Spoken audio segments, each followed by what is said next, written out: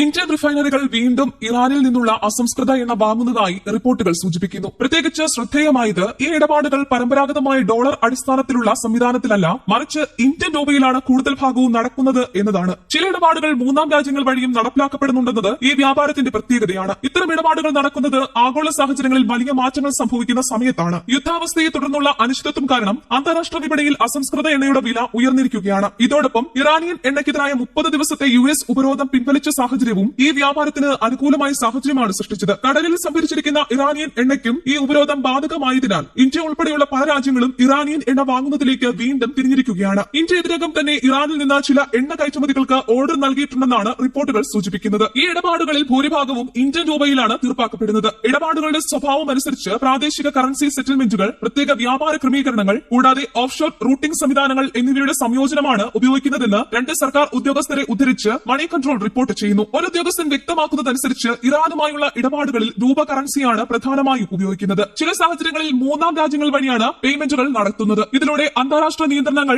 ഒഴിവാക്കാനുള്ള ശ്രമമാണ് നടക്കുന്നത്. അതുപോലെ തന്നെ മറ്റൊരു ഉദ്യോഗസ്ഥൻ പറയുന്നത് പോലെ ഈ ഇടപാടുകൾ ബാങ്കിംഗ് സംവിധാനത്തിലൂടെ തന്നെ നടപ്പാക്കപ്പെടുന്നു. എന്നാൽ പ്രാദേശിക കറൻസി ഉപയോഗിക്കുന്നതിലൂടെ ഡോളർ ആശ്രയത്വം കുറയ്ക്കുകയാണ് ലക്ഷ്യം. ഈ ഇടപാട് സംവിധാനം പ്രവർത്തിക്കുന്ന രീതി കൂടുതൽ വ്യക്തമായി വിശദീകരിക്കുമ്പോൾ മാസ്ട്രോ അക്കൌണ്ടുകൾ മുഖേനയാണ് രൂപയിൽ സെറ്റിൽമെന്റുകൾ നടത്തുന്നത്. ഈ സംവിധാനത്തിന്റെ ഭാഗമായി വിദേശ സ്ഥാപനങ്ങൾക്ക് ഇന്ത്യയിൽ പ്രത്യേക അക്കൌണ്ടുകൾ തുറക്കാൻ സാധിക്കും. അതിലൂടെ ഇന്ത്യക്കുള്ളിൽ തന്നെ ഇടപാടുകൾ തീർപ്പാക്കാൻ കഴിയും. കൂടാതെ ഈ അക്കൌണ്ടുകളിൽ നിക്ഷേപിക്കുന്ന രൂപ ഉപയോഗിച്ച് ഇറാൻ ബസ്മതി അരി, ചായ തുടങ്ങിയ ഇന്ത്യൻ ഉൽപ്പന്നങ്ങളും സേവനങ്ങളും വാങ്ങാൻ കഴിയുന്ന രീതിയിലാണ് ക്രമീകരണം. ഇറാനിയൻ ബാങ്കുകൾ സ്വിഫ്റ്റ് ഗ്ലോബൽ മെസ്സേജിംഗ് സിസ്റ്റത്തിൽ നിന്ന് കൂടുതലായും ഒഴിവാക്കിയിരിക്കുന്നതിനാൽ വലിയ അന്താരാഷ്ട്ര ഇടപാടുകൾ നടത്തുന്ന ഇന്ത്യൻ ബാങ്കുകൾ നേരിട്ട് ഈ ഇടപാടുകളിൽ പങ്കെടുക്കുന്നതിൽ നിന്ന് പിന്മാറുന്നുണ്ട്. ഇത് അപകട സാധ്യത കുറയ്ക്കുന്നതിനായാണ്. അതിനാൽ കുറഞ്ഞ അന്താരാഷ്ട്ര എക്സ്പോഷറുള്ള ബാങ്കുകളെയും ഇന്ത്യൻ ബാങ്കുകൾക്ക് ശാഖകളുള്ള മൂന്നാം രാജ്യങ്ങളെയും ഉപയോഗിച്ചാണ് ഇടപാടുകൾ ക്രമീകരിക്കുന്നത്. ഇതുവരെ ഈ വിഷയത്തിൽ ഔദ്യോഗികമായ പ്രഖ്യാപനങ്ങൾ വന്നിട്ടില്ല എന്നതും ശ്രദ്ധേയമാണ്. 2019 മെയ് മാസത്തിൽ US ഇറാനിയൻ അസംസ്കൃത എണ്ണയ്ക്കെതിരെ ഉപരോധം ഏർപ്പെടുത്തിയതിനെ തുടർന്ന് ഇന്ത്യ ഇറാനിൽ നിന്നുള്ള എണ്ണ ഇറക്കുമതി നിർത്തിവച്ചിരുന്നു. അതിനു മുമ്പ് ഇന്ത്യയുടെ പ്രധാന എണ്ണ വിതരണക്കാരിൽ ഒരാളായിരുന്നു ഇറാൻ. ഇപ്പോഴത്തെ സാഹചര്യത്തിൽ ഇറാനിയൻ അസംസ്കൃത എണ്ണയുടെ വാങ്ങൽ വളരെ പരിമിതമായ തോതിൽ മാത്രമാണ് നടക്കുന്നത്. പ്രധാനമായും സ്പോട്ട് ഡീലുകൾ വഴിയാണ് ഈ ഇടപാടുകൾ പൂർത്തീകരിക്കുന്നത്. ഇതുവരെ ഔദ്യോഗിക ഡെലിവറി വിവരങ്ങളോ റിഫൈനറികൾ തമ്മിലുള്ള മൊത്തം കരാർ